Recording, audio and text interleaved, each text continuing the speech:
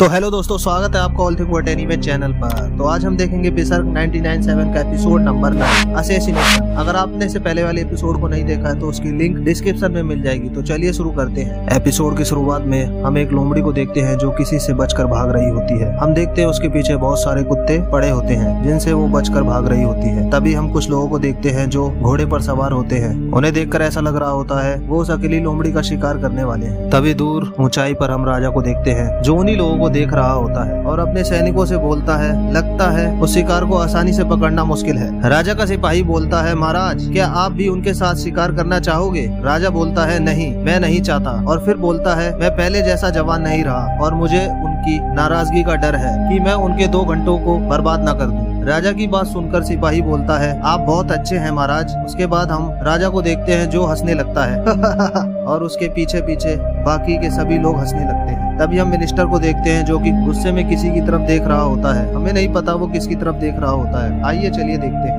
तभी हम देखते हैं वो ग्रिफिन की ओर देख रहा होता है। तभी मिनिस्टर के पास एक व्यक्ति आता है क्रॉसबोन लेकर और मुस्कुराने लगता है। उसके बाद हम उसी लोमड़ी को देखते हैं जो मैदान में भाग रही होती है उन सभी से बचकर। तभी हम उसके पास एक तीर को आते हुए देखते हैं मगर वो उस तीर से बच जाती है। उसके पीछे हम उन्हीं लोगों को देखते हैं जो कि पागलों की तरह उसके पीछे पड़े होते हैं उसे मारने के लिए। तभी घोड़े पर सवार एक व्यक्ति बोलता है, ध्यान से देखो, ये झाड़ियों में दौड़ रहा है। तभी अचानक लोमड़ी के पास गट्स आ जाता है। गट्स लोमड़ी को डराने की कोशिश करता है मगर वो बिना डरे आगे निकल जाती है। घोड़े पर सवार व्यक्ति गट्स से बोलता है, बहुत बढ़िया बच्चे, और फिर अपने साथियों के साथ लोमड़ी का शिकार करने निकल जाता है। गट्स निराश होकर बोलता है, धत तेरी की। तभी गट्स के पास जडेऊ और रैकेट आते हैं। जडेऊ गट्स से बोलता है, गुस्सा होने से कोई फायदा नहीं है। गट्स बोलता है, मुझे गुस्सा नहीं आता। रैकेट बोलता है, तुम्हारे चेहरे पर साफ दिख रहा है कि तुम गुस्सा हो। और फिर गट्स रैकेट की तरफ देखने लगता है। गट्स बोलता है, हमें उन नोबल्स को खेलते वक्त देखना क्यों पड़ रहा है? ये बेकार है। जडेऊ गट्स से बोलता है, हम कुछ नहीं कर सकते,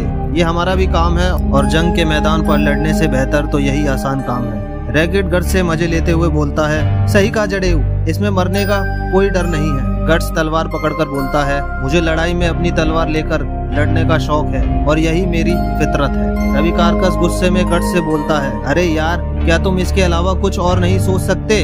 कारकस रैकेट से चिल्लाकर बोलता है, चुप रहो, ये सबसे जरूरी सम्मान है। फॉल हंट के लिए सिर्फ व्हाइट ड्रैगन थे, रेगुलर आर्मी के बेस्ट नाइट।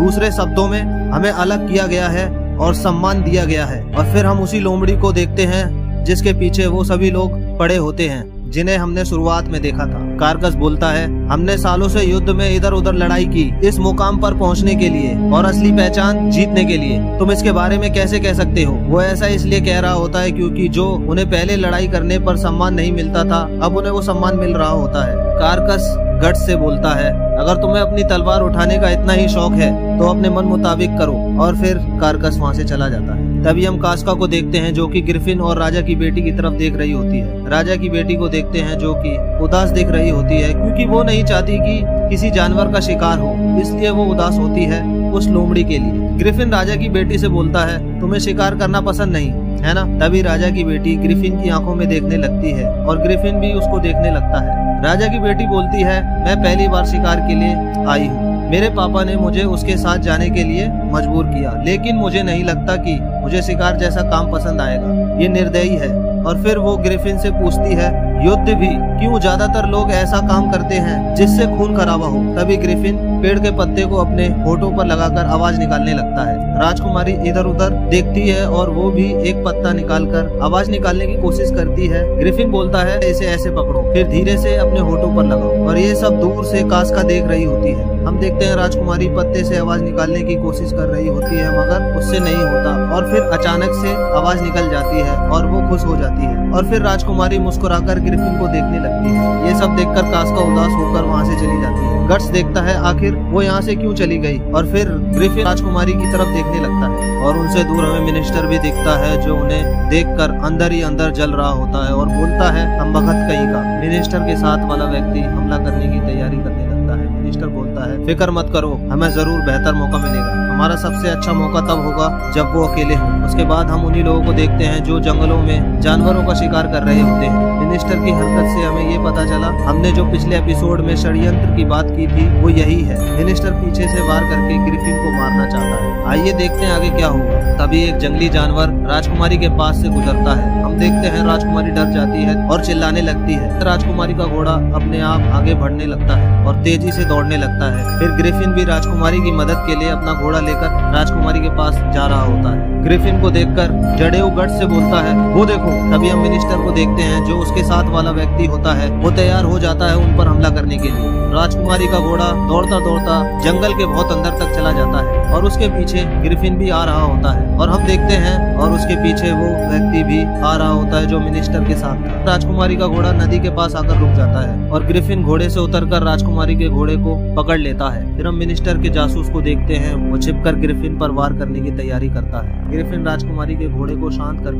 राजकुमारी से पूछता है, क्या आप ठीक है माय लेडी? अब सब ठीक है। हम देखते हैं राजकुमारी ग्रिफिन के गले लग जाती है और ग्रिफिन को कसकर पकड़ लेती है और फिर वो हंसने लगती है। ग्रिफिन राजकुमारी से पूछता है, क्या हुआ? राजकुमारी बोलती है, मैं डर गई थी बहुत ज्यादा। मेरा दिल बहुत तेजी से धड़क रहा है। मैं अपनी पूरी जिंदगी में कभी इतनी तेजी से घोड़ा नहीं चलाया। और फिर उसे अचानक याद आता है और वो ग्रिफिन को छोड़कर नॉर्मल हो जाती है। ग्रिफिन बोलता है, शायद इन चीजों से आपका ध्यान भटक गया है। और ग्रिफिन राजकुमारी की तरफ मुस्कुराकर देखने लगता है। बैकग्राउंड में हमें ग्रिफिन के साथियों की आवाज सुनाई देती है जो उसे ढूंढते हुए जंगल में आ रहे होते हैं। ग्रिफिन राजकुमारी से बोलता है, क्या हम वापस चले माय लेडी? सब लोग आपकी चिंता कर रहे होंगे। और फिर ग्रिफिन अपने घोड़े की तरफ जाने लगता है। उन पर हम जासूस को देखते हैं जिसने तीर लगा रखा होता है हमला करने के लिए और वो किसी भी पल तीर चलाने ही वाला होता है। और तभी हम देखते हैं वो ग्रिफिन की छाती में तीर घुसा देता है। ग्रिफिन गिरने लगता है। तीर को देखकर राजकुमारी के होश उड़ जाते हैं और ग्रिफिन नीचे गिर जाता है। दूर से गट्स ये सब देख लेता है और वो चिल्लाता हुआ ग्रिफिन की तरफ आ रहा होता है। तभी हम देखते हैं ग्रिफिन के सभी साथी उसके पास आ जाते हैं उसे उठाने के लिए। कास्का ग्रिफिन से पूछती है, क्या तुम ठीक हो? हौसला रखो। तभी गट्स गुस्से में राजकुमारी से पूछता है, ओ राजकुमारी, ये सब क्या था? ये तीर कहाँ से आया? राजकुमारी बोलती है, मुझे नहीं पता, मुझे दर्द हो रहा है, मुझे नहीं पता। जडेऊ बोलता है, अच्छा नहीं हुआ, तीर उसके दिल में घुस गया होगा। कास्का बोलती है, अरे नहीं। गट्स अपनी तलवार पर हाथ रखकर इधर उधर देखने लगता है कि वो तीर कहाँ से आया। झाड़ियों के पीछे मिनिस्टर के जासूस को देखते हैं जो मन में बोल रहा होता है, उस एरो में जहरीला कैलिजल बीन का जहर भरा हुआ था। इस जहर की एक छोटी सी खरोंच से कोई भी मर सकता है। हम देखते हैं कास्का रोने लगती है। तभी ग्रिफिन बोलता है, घबराओ मत। और फिर सब लोग ग्रिफिन को देखने लगते हैं। गट्स बोलता है, ग्रिफिन। और फिर वो ग्रिफिन के पास जाने लगता है और पूछता है, क्या तुम सच में ठीक हो? ग्रिफिन अपने सीने से तीर बाहर निकाल देता है। जडेऊ बोलता है, ये बहुत। ग्रिफिन उसकी बात पूरी करते हुए बोलता है, ये बहुत जहरीला हो सकता है और वो भी एक घातक जहर। कास्का ग्रिफिन से पूछती है, ये कैसे हुआ? ग्रिफिन बोलता है, इसलिए इसने मेरे ढाल का काम किया। और अपने गले से उस लॉकेट को बाहर निकालता है जो हमने अब तक के एपिसोड में देखा था कि उस लॉकेट की क्या रहस्यमयी ताकत है और वो क्या क्या कर सकता है। ये तो हमें नहीं पता, ये तो हमें आगे के एपिसोड में पता चलेगा। गट्स लॉकेट को देखकर मन में बोलता है, egg of the king. Griffin के सभी साथी बोलने लगते हैं, ये वही लॉकेट है जो तुम हमेशा पहनते हो। ये कैसे हो सकता है? क्या ऐसा सच में हो सकता है? हो, ये सच में एक चमत्कार की तरह है। ये चमत्कार से ज्यादा शैतानी किस्मत लगती है। हाँ, ये शायद बुराई के खिलाफ एक तालिस्मानी की तरह काम करता है। ये सब देखकर गट्स बहुत ही गहराई से सोचने लगता है और बोलता है, ये कुछ खास तरह की किस्मत थी। दूर से हम झाड़ियों के पीछे मिनिस्टर के जासूस को देखते हैं जो उदास होता है और गुस्से में वहाँ से जाने लगता है। कास्का ग्रिफिन से बोलती है, सुरक्षा के लिए अपना कवच निकाल दो, मुझे देखना होगा कि तुम्हें चोट तो नहीं लगी है। ग्रिफिन बोलता है, कोई जरूरत नहीं, मैं बिल्कुल ठीक हूँ। कास्का चिल्लाकर बोलती है, नहीं। और सभी लोग उसकी तरफ देखने लगते हैं और वो बोलती है, वो जहरीला था, अगर तुम्हें खरोंच लग गई होगी तो बहुत बुरा हो सकता है। ग्रिफिन मुस्कुराकर बोलता है, मुझ पर यकीन करो, मैं ठीक हूँ, मैं बिना किसी खरोंच के बच गया हूँ। कास्का चिंता में बोलती है, लेकिन तभी राजकुमारी भी ग्रिफिन के पास आ जाती है और रोते हुए बोलती है, मुझे माफ करना, ये सिर्फ इसलिए हुआ क्योंकि मैं एक घोड़े को संभाल नहीं पाई। ग्रिफिन राजकुमारी से बोलता है, चिंता की कोई बात नहीं माय लेडी, और पास जाकर बोलता है, आपकी सुरक्षा करना ही हमारा काम। और फिर राजकुमारी ग्रिफिन को देखने लगती है। पीछे हम सैनिकों को आपस में बात करते हुए सुनते हैं। वो बोल रहे होते हैं, आखिर हमारे कप्तान को कौन मारना चाहेगा? तभी एक और सैनिक बोलता है, रुको, शायद उनका निशाना राजकुमारी थी, हम उसे ऐसे नहीं छोड़ सकते, चलो उसको मार डालें। गट्स मुड़कर बोलता है, मैं अपने लोगों के साथ यहाँ की झाड़ियों में पता लगाता हूँ, और अपने साथियों से बोलता है चलो आगे बढ़ो। वो निकल जाते हैं उस जासूस की तलाश। तभी ग्रिफिन चढ़ाई के ऊपर देखता है। हम देखते हैं मिनिस्टर के साथ उसके सैनिक भी होते हैं, और मिनिस्टर तिरछी आंखों से ग्रिफिन को ही देख रहा होता है। हम देखते हैं ग्रिफिन की आंखें और मिनिस्टर की आंखें एक दूसरे से मिल जाती हैं, और वो सीन काफी डरावना लग रहा होता है। मिनिस्टर वहाँ से चला जाता है। ग्रिफिन के पास हम कास्का को देखते हैं। ग्रिफिन बोलता है ये काफी महंगा है। वो तीर के बारे में कह रहा होता है। वो बोलता है मेरा मतलब ये जहर। ग्रिफिन समझ गया होता है उसे कौन मारना चाहता है। वो और कोई नहीं मिनिस्टर होता है। कुछ देर बाद शाम हो जाती है। महल में हम मिनिस्टर को गुस्सा करते हुए देखते हैं उसी जासूस पर। वो बोलता है कितना शर्मनाक है। जासूस बोलता है मैं सच में माफी चाहता हूँ, लेकिन मिनिस्टर बोलता है मुझे तुम्हारा कोई बहाना नहीं सुनना, अभी के लिए मामला सुलझा दिया गया है। उन्हें लगता है कि तुदोर के जानलेवा हमले में राजकुमारी पे हमला हुआ था, हमें पक्का पता नहीं। दूसरी तरफ हमारी वजह से ग्रिफिन को क्रेडिट मिल गया राजकुमारी की जान बचाने का।